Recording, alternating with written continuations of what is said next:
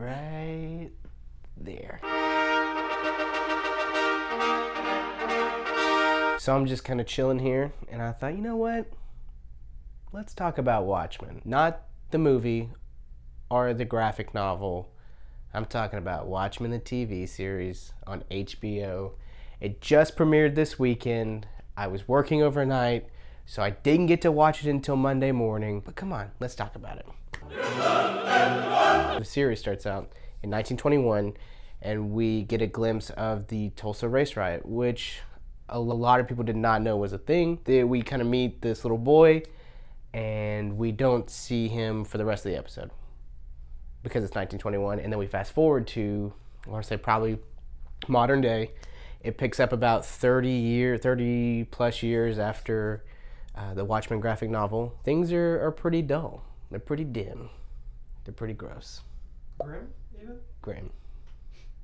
Yep. We see this police force who doesn't show their face, and there's also this kind of just white supremacist terrorist group who have taken inspiration from Rorschach from the original graphic novel, and they're doing some shady stuff. We don't know yet what it is. Pretty much these cops, the reason they hide their faces is because this group, the Rorschach group, they had this thing called the White Knight, and they went and just attacked a bunch of people and police officers, and now, so they hide their faces. We have the conflict set up that they're kind of coming back, and they're gonna do something about it. This show, created by Damon Lindelof.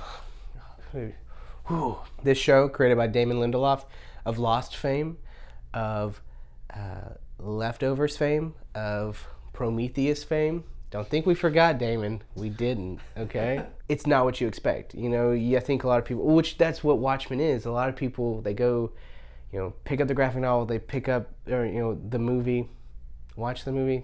You pick up a movie and you put it in your DVD player. You pick it up. Who does that anymore? I don't know. You watch the movie, you're expecting one thing, and it's not anything you expect. This is kind of just like the comic book, the graphic novel. We're gonna get hate for that. You're gonna get hate for it. The graphic novel, it really is like this look at superheroes and their impact on the world, and that they're just kind of everyday people too. And it takes that and kind of like twists it a little bit. And right now, at least for right now, I don't know what this show's doing, but for right now, it seems like we have the cops who are meant to be that kind of superhero, these superheroes who people saw them as one thing, and now they're painted in a different light, or they're going through different things. And you also have these crazy people who are also being painted in this different light. I will say it is very relevant, which is interesting and cool. I don't think we're really gonna see what it's trying to accomplish and what it's saying until we're maybe at the end, or even just maybe give it a few more episodes.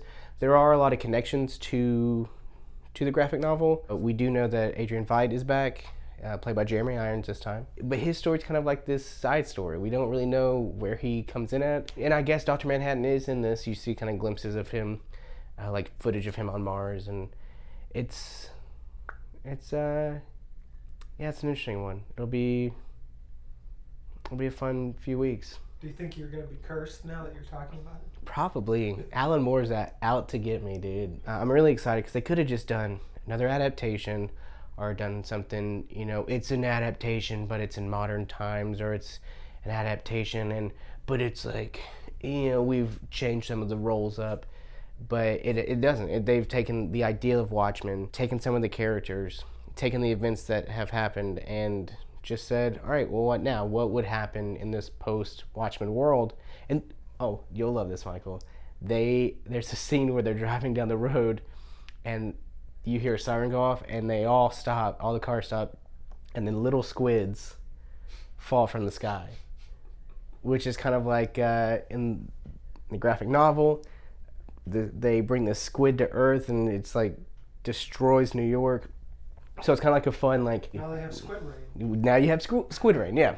Great. It's a little off-centered, but it's got some great actors. Regina King is in it. Don Johnson of Miami Vice. He's just like, what's going on, guys? He doesn't do that. But he does play a cop. Tim Blake Nelson is in it, and he's I think he's going to be, well, I hope he's not like a really character that you're not supposed to like, but I like Tim Blake Nelson. He's pretty southern. He's from Oklahoma, so it takes place in Oklahoma, so he's got a cool mask that he's they haven't really said anyone's name yet. Looking Glass, that's his name.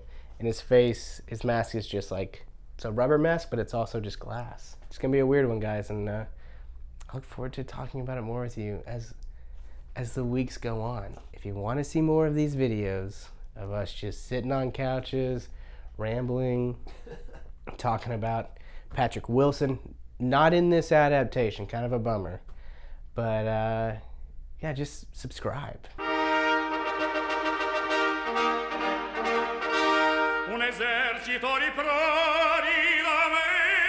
Please subscribe.